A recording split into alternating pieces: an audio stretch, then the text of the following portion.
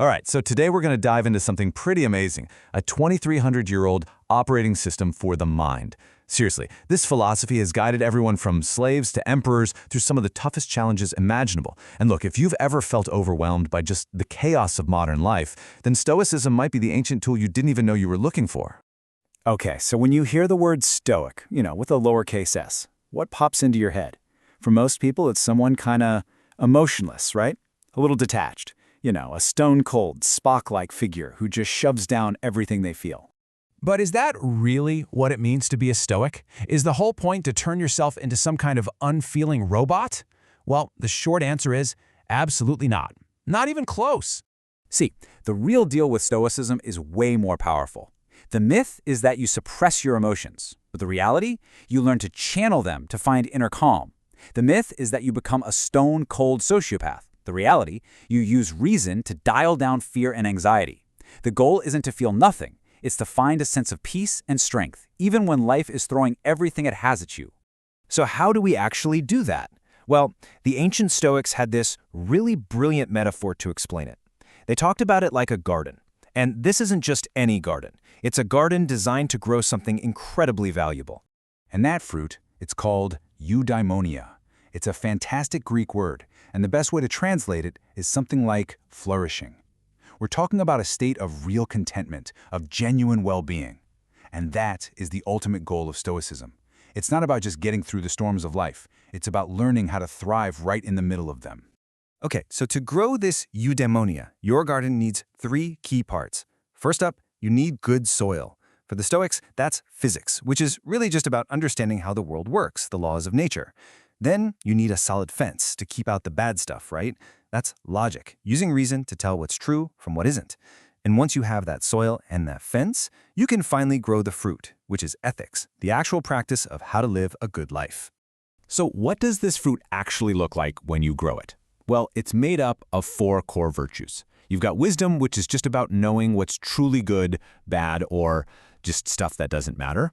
You have justice, which means treating people fairly and with kindness. Then there's courage, to face down whatever challenges come your way. And finally, temperance. That's all about self-control and moderation. The key thing here is that for the Stoics, these aren't just posters on a wall. They are the active ingredients for a flourishing life. Now, I know this might all be sounding a little abstract, a little philosophical. But here's what's so incredible about Stoicism. Its power is universal. And to prove it, we just need to look at 2 people who live this stuff, from the absolute opposite ends of the social ladder. I want you to think about 2 people for a second. On one hand, you have Epictetus. He was born a slave. He literally owned nothing, not even his own body.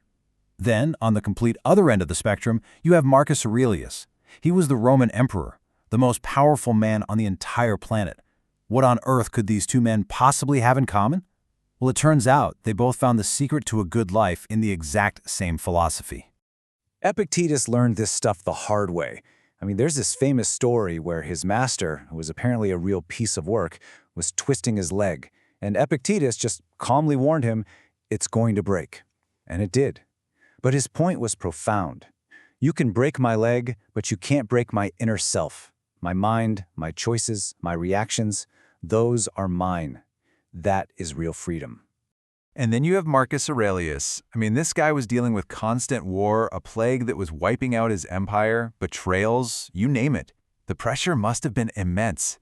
And yet, he kept this private journal, what we now know is the Meditations, where he was constantly coaching himself, reminding himself of these principles. He knew that the one kingdom he had total control over was the one inside his own head. And we can't forget the third of the big 3 Stoics, Seneca. He was the super wealthy advisor to the infamous Emperor Nero. Yeah, that Nero. Talk about a tough gig. His entire life was this balancing act. How do you stay true to your principles when you're surrounded by unimaginable wealth, power, and danger? It just goes to show these challenges are universal, no matter who you are. So you see, these guys weren't just sitting around thinking deep thoughts. They were using this philosophy every single day. That's what Stoicism is, at its core. It's a practical toolkit for navigating the messiness of being human. So let's actually open up that toolkit and look at a couple of tools you can start using, like right now. All right, probably the most famous and fundamental tool in the entire Stoic toolkit comes from Epictetus.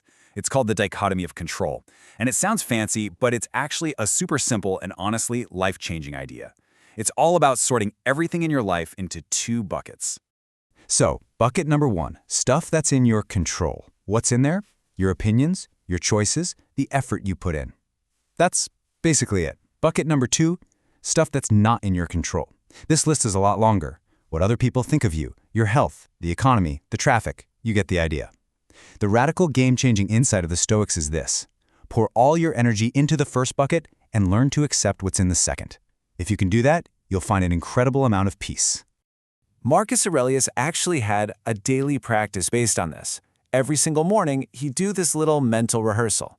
He'd think, okay, today I'm probably going to run into people who are annoying or selfish or rude, but then he'd remind himself that their actions can't actually hurt his inner character.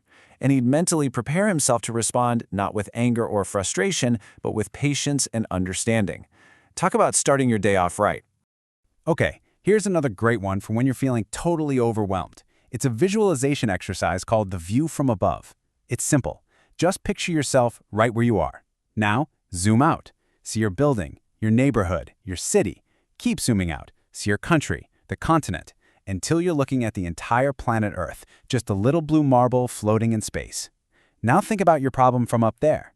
It doesn't make it disappear, but it sure puts it in perspective, doesn't it? Now, it's really important to get this next part. This isn't about flipping a switch and suddenly becoming a perfect, unflappable Stoic. That's not how it works. The ancient philosophers were really clear. This is a lifelong practice. It's a journey, not a destination. The Stoics had this concept of the sage, this ideal, perfectly wise person. But they were the first to admit that this was basically an impossible standard. The sage wasn't a goal you were ever expected to reach. Think of it more like a North Star, something to aim for, to guide you. I mean, even the great Marcus Aurelius had to write his meditations to keep reminding himself of this stuff. The whole point is just trying to be a little bit better today than you were yesterday. Progress, not perfection. Okay, so let's wrap this up with the key takeaways. Number 1, Stoicism is not about suppressing your feelings. It's about understanding and channeling them. Number 2, a good life, that eudaimonia, comes from practicing virtue. Number 3, and this is the big one, focus your energy only on what you can actually control. And finally, remember, this is a daily practice. It's something you do, not just something you know. So I'm going to leave you with a question to take with you. As you go about the rest of your day, just think about one challenge that you're facing. It could be something huge or something tiny, like being stuck in traffic. And just ask yourself, how can I meet this with one of the virtues? With a little courage, or patience, or wisdom? Because that, right there, is Stoicism in action.